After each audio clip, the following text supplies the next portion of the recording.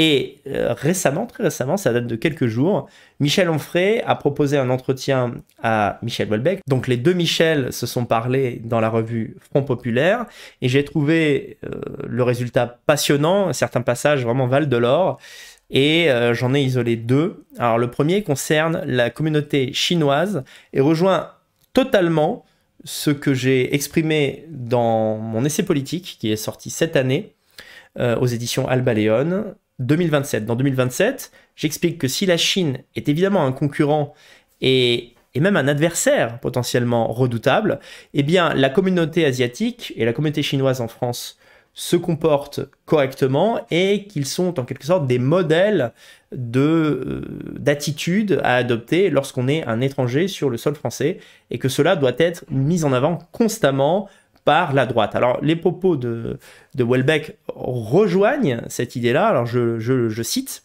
« En France, la minorité ethnique étrangère la plus appréciée et de loin est asiatique. Et elle a également été, pendant des décennies, la moins assimilée et de loin. J'ai longtemps habité dans le quartier asiatique de Paris, dans le 13e arrondissement. Dans ma tour, il n'y avait à peu près aucun Chinois de plus de 50 ans qui parlait français. Ils étaient pourtant là depuis 30 ans, mais ils n'avaient pas appris. Il vivait dans un monde parallèle, avec son économie parallèle. Pour les liaisons avec l'administration, quelqu'un parlait français au sein du groupe et s'en chargeait pour les autres. Il existe encore des sites web en chinois que les Français ne connaissent pas, où l'on peut trouver à peu près tout. Des électriciens, des chauffeurs de taxi, des prostituées, donc du communautarisme chinois au sein de la France, mais qui n'est pas du tout un problème pour nous. Bref, il n'était aucunement assimilé, et ça se passait très bien, pour une seule et très bonne raison. Il y avait moins de délinquants chinois que de délinquants français du même âge, beaucoup moins. Et écoutez bien ici parce que c'est important. Je crois que le souhait de la population française de souche, comme on dit, ce n'est pas que les musulmans s'assimilent, mais qu'ils cessent de les voler et de les agresser. En somme, que leur violence diminue, qu'ils respectent la loi et les gens, ou bien, autre solution, qu'ils s'en aillent. Donc cet extrait est pour moi très important. On pourrait en parler des heures, faire un dézoom et regarder de loin tout ce que les positions de Houellebecq impliquent.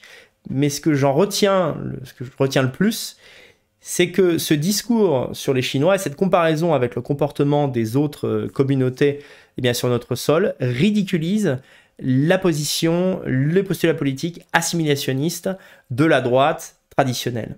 Et oui, est-ce que l'on peut dire des Chinois qu'ils sont intégrés à la communauté française, qu'ils se comportent comme des Français, qu'ils parlent très bien français, mieux que les Français? Est-ce qu'on peut dire qu'ils sont des Français comme vous et moi? Se définissent-ils eux-mêmes comme des Français? Sont-ils par ailleurs assimilés? Pas le moins du monde. Comme l'a expliqué Houellebecq, ils ont leurs petites habitudes. Ils vivent en France exactement comme des étrangers. Et même s'ils sont là depuis des décennies, évidemment, il y a à la marge, on peut avoir des Chinois, souvent métis d'ailleurs, avec un parent français de souche, la maman ou le papa qui sont français. Donc là, effectivement, on peut avoir une implantation de l'enfant dans la société française. Mais lorsque les Chinois arrivent de père et de maman chinoise et qui sont élevés comme des Chinois en France, eh bien, ils vivent exactement comme s'ils étaient en Chine, mais en France, en gênant le moins possible, en n'interférant pas avec la vie des Français. Et ce qu'on constate, c'est que on ne va jamais se faire de reproches à la communauté chinoise, alors qu'elle est quand même nombreuse. On estime qu'il y a 1 million d'Asiatiques en France, c'est pas rien, ça se voit. Dans n'importe quelle ville, grande ville française de plus de 30-40 000 habitants, vous allez voir des restaurants chinois, vous allez croiser des gens au phénotype asiatique. Est-ce que pour autant vous vous sentez en insécurité? Est-ce que vous avez un fort désir que ces gens repartent? Je dis pas, évidemment, je suis identitaire blanc, je préférerais que la France et l'Europe soient entièrement peuplées de blancs, mais enfin, il y a toujours du tourisme, il y a toujours des gens qui viennent travailler pour un temps donné et puis qui ensuite repartent. Donc, en somme, nous ne sommes pas gênés par les Asiatiques. C'est bien la preuve que le couac que l'on rencontre avec l'islam ou avec une certaine immigration en provenance d'Afrique ou d'Orient ne vient pas d'un défaut d'assimilation. On n'attend pas que ce soit les gens de droite ou les gens de gauche. En réalité, on n'attend pas des Noirs qu'ils se comportent ou qu'ils aiment exactement ce qu'aiment les Français. Voilà. Il n'y aurait pas de discours anti-immigration, il n'y aurait pas de ressentiment, il n'y aurait pas de confrontation, il n'y aurait pas d'extrême droite, peut-être même, si les Maghrébins, la communauté maghrébine, arabo-musulmane et la communauté noire se comportaient comme se comportent les Asiatiques en France.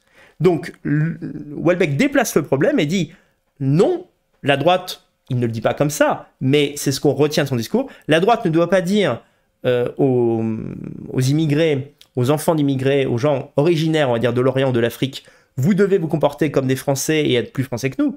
Ils doivent leur dire, restez comme vous êtes, mais ne faites pas de vagues, ne commettez pas de vol, ne commettez pas de viol, ne commettez pas de violence. Et si ça ne vous convient pas, et si vous vous comportez mal, eh bien on préfère que vous partiez. C'est-à-dire en gros, soyez invisibles ou nous allons vous remigrer.